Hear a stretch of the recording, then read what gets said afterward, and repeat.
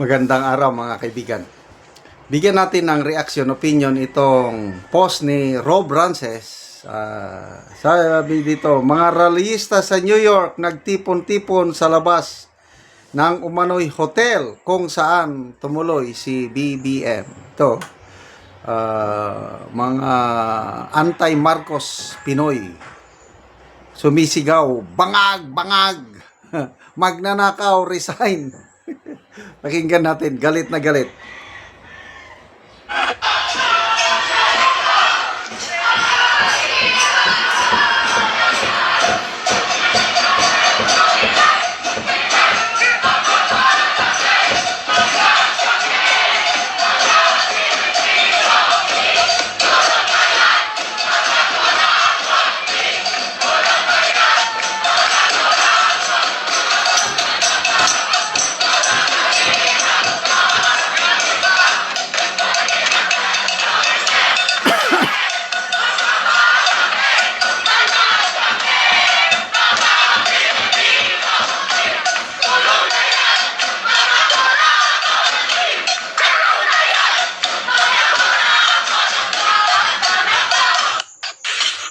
Isa pa.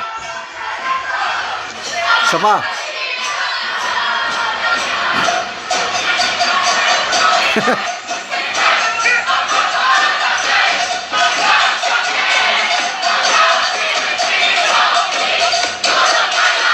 Ikulong na yan.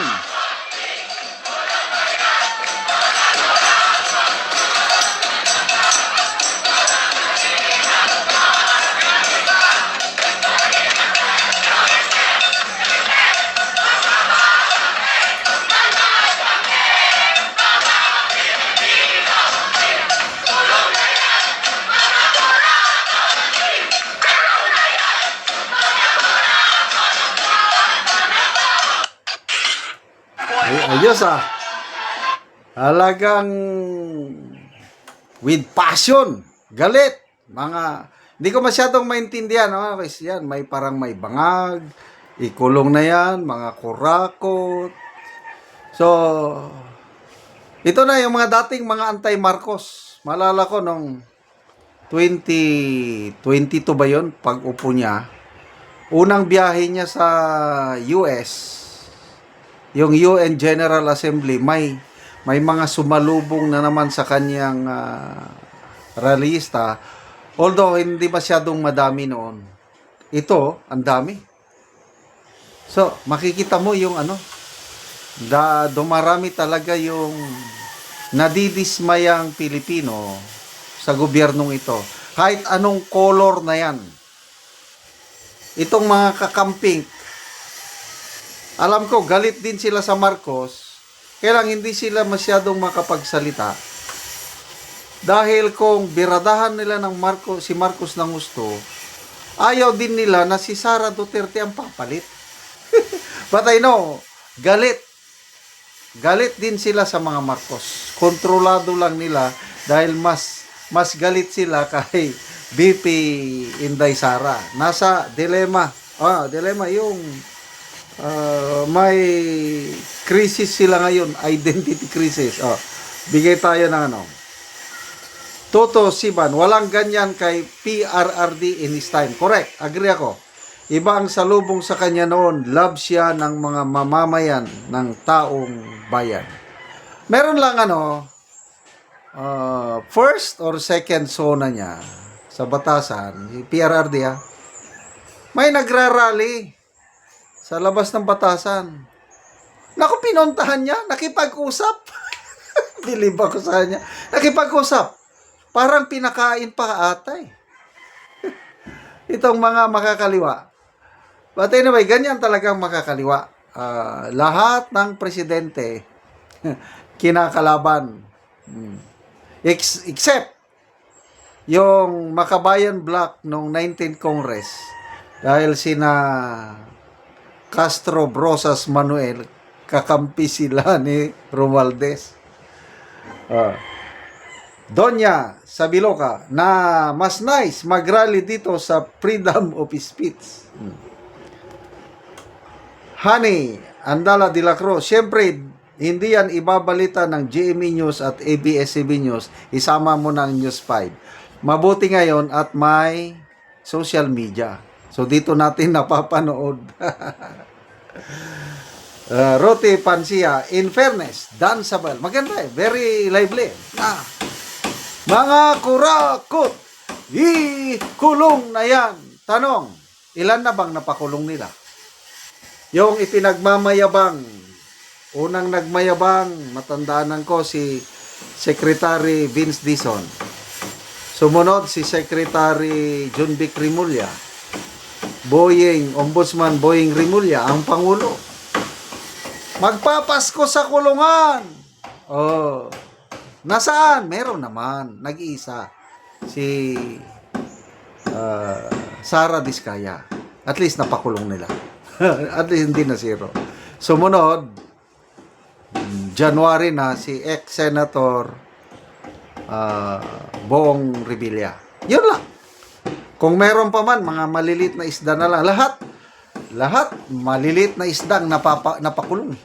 Wala talagang as in. Ano. Kasi nga, may protector, may cover up. Grabe na. Nandyan na sinasabi ng mga investigador ko, no?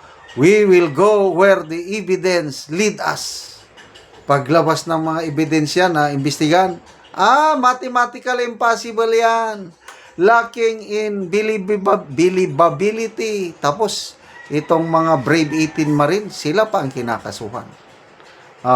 Sa na-monitor ko, 4 na tao na ang nagsampa ng kaso laban sa Brave 18 Marines. Una, si General Anyo, si ex-Senator Trillanes, si Congresswoman Laila de Lima, at itong si Father Plavi. Well, expected na yan. Sabi nga nila, ito na yung huling laban ng aming buhay. Nakanda yan.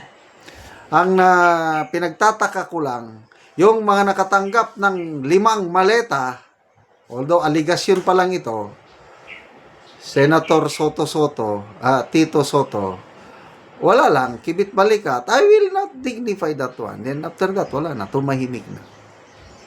Bakit hindi sampahan ng kaso? Kung mali ang paratang, nagsisinungaling ang Brave 18, dapat kasuhan ninyo. Kailan kung tatahimik na lang kayo, ano na lang isipin ng mga tao? Di ba?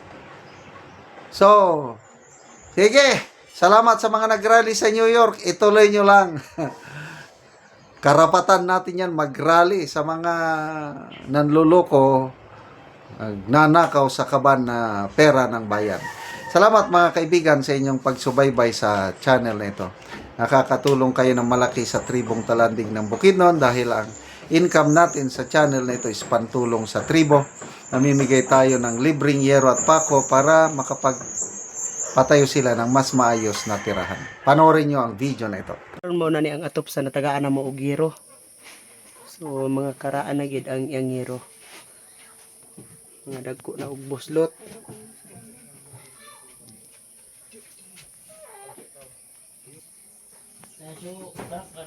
Og mo na ni ang among gihatag nga yero. So mo na ni ang atopan ni Angkol sa nahatag sa iya nga yero karon.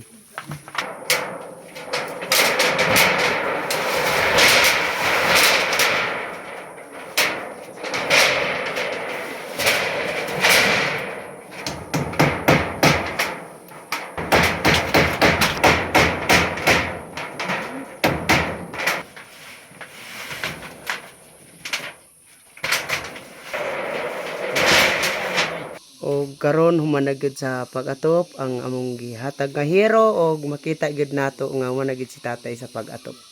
Si tatay ni kadante, naog ka.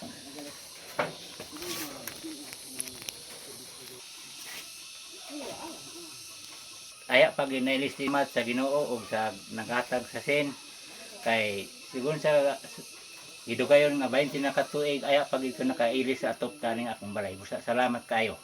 Oo, so dugay na gyud tay ang imong balay nga ang imong atop so bag-o pa napulihan. Aya pa nga dili na magkatabang ang ulan. Gaulanan na gyud. Natulo. Kay dugay naman. Ngano man tay sa 20 na katuig ang imong balay, imong atop wala gyud ka nakapalit og sin nga para lang mapulihan. Ako kay mag-uumaraman ko Busa di gyud na ako magkagawom kay naapay akong eskwela, ang akong kwarta igo ra in taon sa eskwela, walay budget nga para sa sin. So wala na budget. Oo. So unsa nay grade tay sa imong anak nga nag-eskwela karon? Karon kay ang uban nangundang man na bag-o karon nga kanang grade 4. Grade 4 na. Oo, grade 4 na. So salamat kayo tay. Daghang salamat sa